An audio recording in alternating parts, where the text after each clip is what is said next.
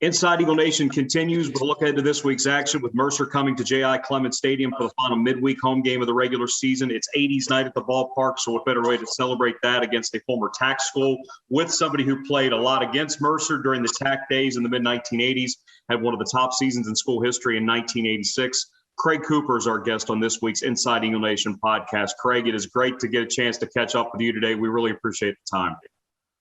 The pleasure is always mine, especially talking baseball, and Georgia Southern baseball is basically, it doesn't get any better for me. So it's great to be here, and I appreciate you having me on. I know we'll get to your roots a little bit, being from the Northeast, but now living in the state of Florida. Where has life taken you? What's been going on? Holy cow. A storybook childhood leading into Georgia Southern, which was absolutely the perfect place for me to excel in baseball, both because of Jack Stallings, who really just, taught me how to play the game correctly and how hard you really have to work in order to excel in baseball. And then, a 7-year pro career, basically storybook type stuff. I made it up to AAA and had a guy named Jack Clark in front of me when I was with San Diego. So that made it a little tough to make it that last little step, and then ended up getting traded and sent to AA with Milwaukee for a couple more years. So just storybook. And now I'm doing my thing in Pensacola/Gulf Breeze, Florida, where I coach a travel ball team that I've been with about 11 years now. And love doing that. I work on the side to try to make a living. I'm in a law firm right now, where I've been working for a couple years, helping a lawyer out. And here I say that I do everything that nobody else wants to do. We were just over that way not too long ago, having a game in Tallahassee against Florida State, and then that 3-game series in Mobile against South Alabama. You had a chance to take in the second game of that series. How closely are you still able to follow the program? Well, not as close as I would like, first of all, but and also I ended up marrying a younger lady, and so I have a 7-year-old. And believe me, I am just running. I mean, I pick him up from his karate daycare that he goes to every day, and the first thing out of his mouth is, "Daddy, let's go rip." And so he and I spent a lot of time together. So between my practices and stuff, and trying to earn a living, and then just working with him, which is just, nothing but pure fun. I don't get to keep up with it as much as I could or should. However, extremely proud of the way the boys are playing this year, and definitely was pumped to hook up, for a minute to get to see them this last weekend, and always good to have a little back and forth with Rodney as well, which I did. He was kind enough to leave me tickets. So, how does somebody from New Jersey end up in Statesboro, Georgia?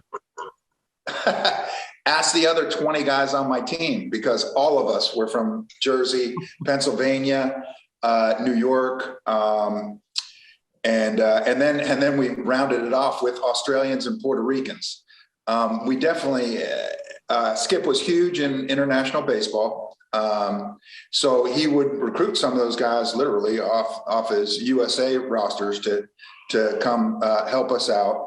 And huge in Australia. So we always had, the whole time I was there, couple 3 Australians. But I mean, everybody who plays baseball in the North and wants to play at a high level comes south. There's just, especially back then, where very little indoor training was going on. So, just to be able to, first of all, make a D1 roster, and secondly, for the warmth, to come south, and Georgia Southern couldn't have been more perfect for me than the way it worked out. You've already mentioned this, and everybody I've ever talked to about Coach Stallings said that he was such a great teacher of the game. What specifically did he teach you? Well, first of all, you couldn't help but listen to him because he screamed the whole time he talked, whether he was this far away or whether it was across the baseball field, your hair was blown back. So first of all, you always knew where you stood with Skipper. Yeah, incredible motivator as well. Cut to the chase all day long. After the first practice that I participated in, I saw the catchers, Greg McMullen, Marty Peavy was on his way out, had Gip, so I saw what these, and an Australian named Dave Youngberry, who could probably outcatch me as well, but he was the only one that I felt like I had a chance against. I go into Skip's office and say, Skip, I don't like my chances catching here. And he said, oh, big guy, don't worry about it, man. You see the cages right there? He goes, go work over there. Do your thing over there. And he said, I'll find a place for you to play. I got a first baseman's mitt the next day, and the rest is history. I mean, I played there for 4 years and about 7 years of pro ball, all at first base. So the key would be hit the ball, Craig. All right. The story that I've always heard associated with you is the dead bat story. And you told it when you were at Skip's Celebration of Life a couple of years ago. But for those that may not know the story, what is it about the dead bat?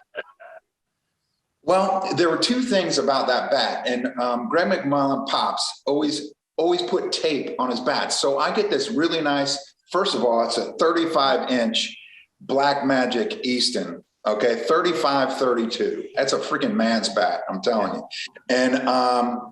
And so at the before the season even started, and he put tape on it, and that I like a tackier grip. So anyway, I used that, and I was having really good success with that. But I really just didn't feel like the ball had the punch that it did. So went out and got a new one. Also, I didn't have a home run in like 4 games or something. And for me, that's just wrong, man. It's time to panic, and so I went and bought another one exactly the same. And his first thing out of Greg's mouth is, Coop, let me take that. No tape. I want that original feel. And I believe the story goes, and I believe we can look this up. I had 6 home runs over the next 2 games. Yeah.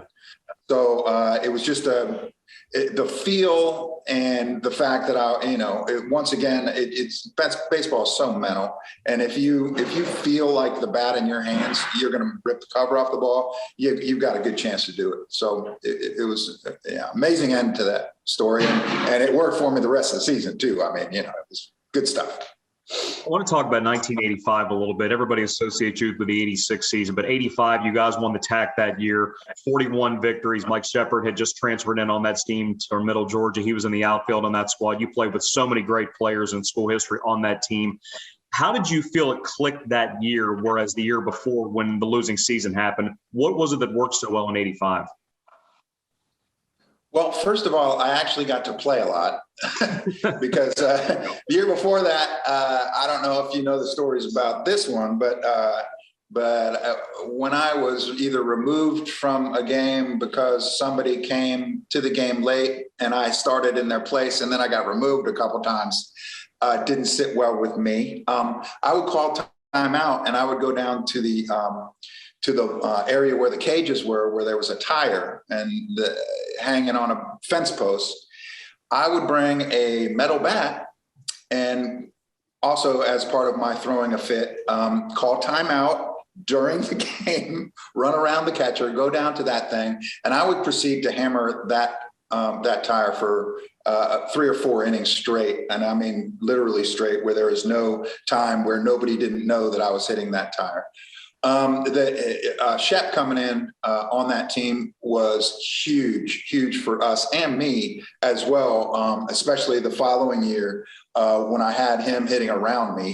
Usually he hit 3 and I hit 4, but just having another just unbelievably electric bat in the lineup was huge to me. And I've said Greg McMullen 5 times already, but so cerebral behind the plate. that it was like having another, Skip on the field.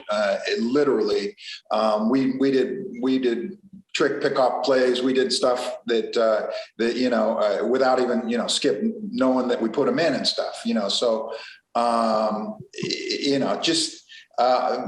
are the first couple of guys that come to mind about that season.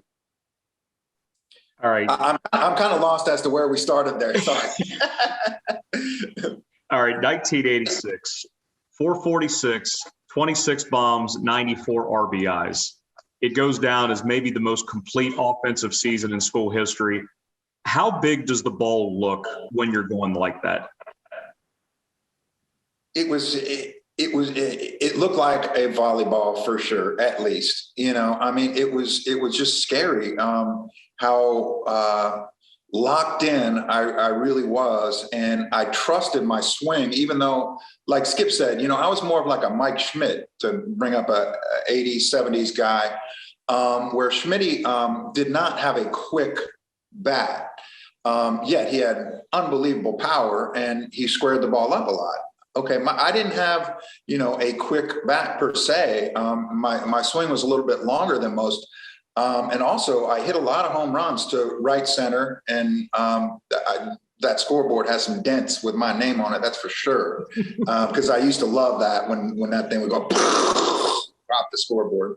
But yeah, just everything fell into place for me. I was incredibly strong at the time, which helped, a ton.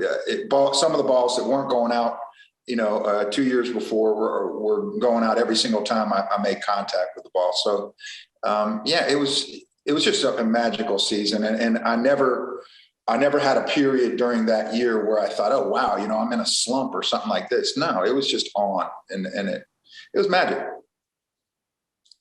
There was a lot going on in Statesboro at that time. Eagle Field was in the process of becoming J.I. Clements Field and then J.I. Clements Stadium. Georgia Southern football had won a national championship in 85. They'd win another one in 86 after you got drafted. Georgia Southern basketball was in the middle of 3 NCAA appearances over a decade. What was it like to be in town during all of that going on? And once again, I wish I had gone to more of these things, because I got in my own little baseball world. But the Irk Russell thing was just amazing. Even though he gave me a darn B in his class. He gave you a B? He gave me a B. After I sat there and watched, his football players showed up the first day of class and basically the last day of class, and I know they didn't get a B. So I actually showed up. Rich Kinsler and I, he was a pitcher and he was my roommate. He and I would show up for that class. We took it together. And one day Irk called us after class. He goes, boys, if you wouldn't mind, I'd appreciate it if you didn't leave a puddle every time you came in here, because Rich and I would be at the pool for a couple hours before we came into his class. So maybe that's what it was. But a completely magical time.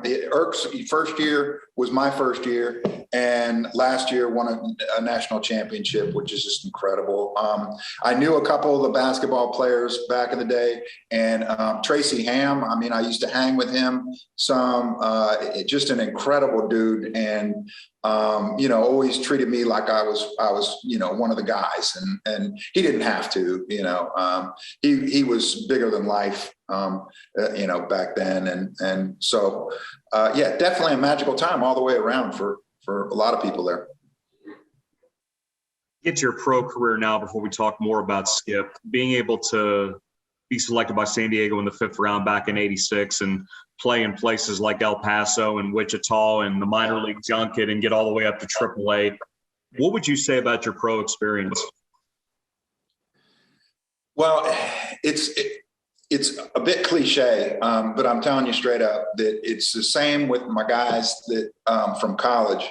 It's all about the guys, man, and it's all about that clubhouse, and it's all about the camaraderie. It's more about your fellow teammates than you do about your family members. I mean, it's just the way it is, because we're not afraid to talk about anything, not afraid to say anything or share anything. And most of the time the sharing was purely for entertainment purposes. So the thing that stands out the most of the pro days was the camaraderie and the friends that I still have from those days.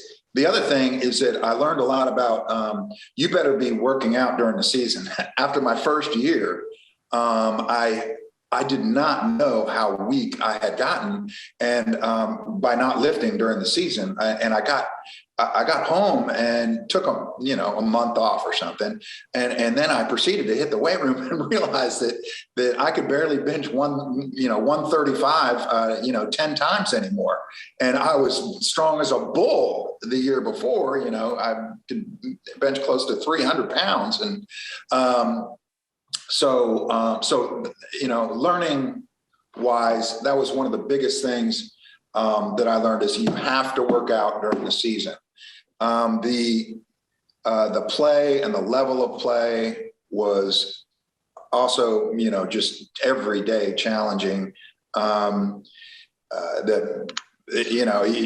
You hit a routine ground ball and you're out. There's no two ways about it. And everybody throws 100 miles an hour now, it seems, in AA. I was an official scorer for 5 years here with the AA team in Pensacola, the Wahoos. And I look at that scoreboard after every pitch, and everybody's throwing over 90 now. I don't know if that's the way it was when I was playing, or whether the guns were different, because that's what my boys say from back in the day. Oh, BS, it's a ray gun, it was a ray gun back then, and now it's a jugs and puts 4 miles an hour on everything, So, but anyway, the pro, I wouldn't trade it for the world, even though you don't get rich and you live out of a suitcase, and a lot of it is a heck of a lot harder than people think. Being at the ballpark from 2 o'clock until 10 o'clock, people think you show up at 5:30 for a 6:30 start. That's just wrong. It's a long day every single day, and we would go months without a day off.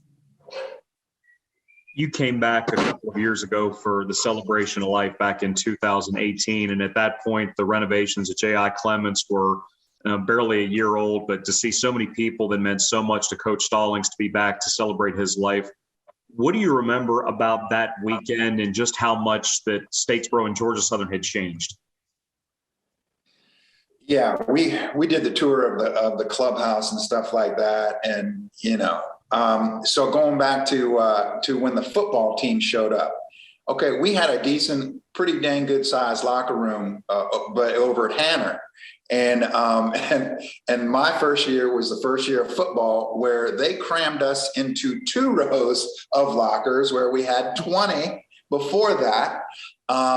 It was all wide open so that their stink and their uniforms were all part of the baseball scene. We were all of a sudden, we used to be the big guys, and now we were the redheaded. But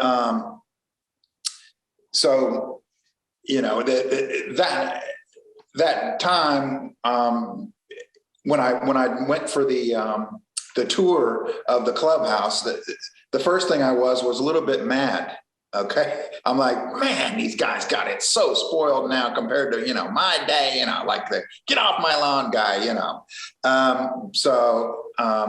but at the same time, man, I was so proud to know that they had finally started really, somewhat spoiling a baseball player, whereas we were always, kind of on the back burner. And we didn't have many people at games, even though we played Georgia, we played Alabama, we played North Carolina, we played South Carolina, we played Florida State, we played every single large school that you can imagine in the area. But getting back to the field and the dugouts, everything, man, it was awesome to see. And this last weekend I was up there and got to see some of the updates that are coming. And I'm extremely excited about that, starting with an indoor facility, which every D1 program has to have. You just can't recruit without some sort of indoor facility. So yeah, it was really nice, and I was happy for the guys after I got over my little pity party for myself back in the day. Went into the Wall of Fame in 2009, Georgia Southern Athletics Hall of Fame in 2020. But if you would look back on your time as an Eagle, what are you most proud of? Oh, wow. The work that it took. I mean, I came from a town of 4,000 people. We had one stoplight in my town in New Jersey. People think, oh, you're from Jersey, you're a city boy. No, man, I was out in the woods most of my childhood. And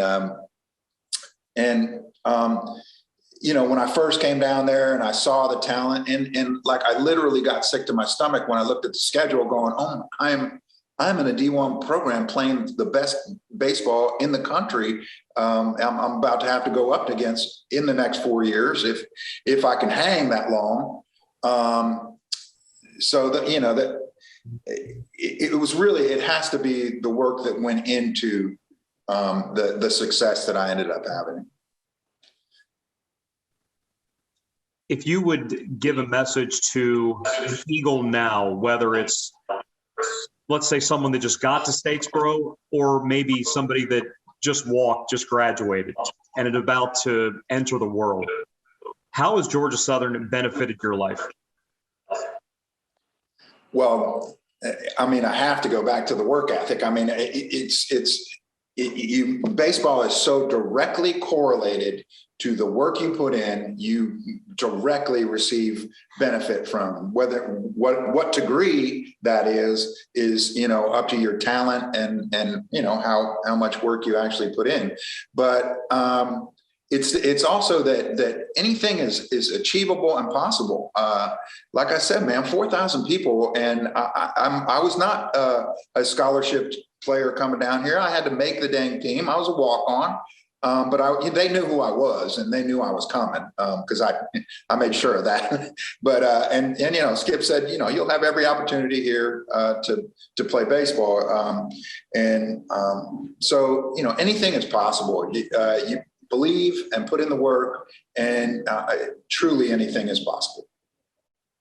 TAC Player of the Year, All-American, Hall of Famer, Craig Cooper. He's been our guest today on the Inside Eagle Nation podcast. Craig, it's been great getting to talk with you, and hope we get a chance to do it again real soon. Hey, anytime you want to, man. I love to talk baseball and I love to talk Eagles. So I hope the boys continue the success that they're having this year and into the future. Go get them, boys. Colin, back to you.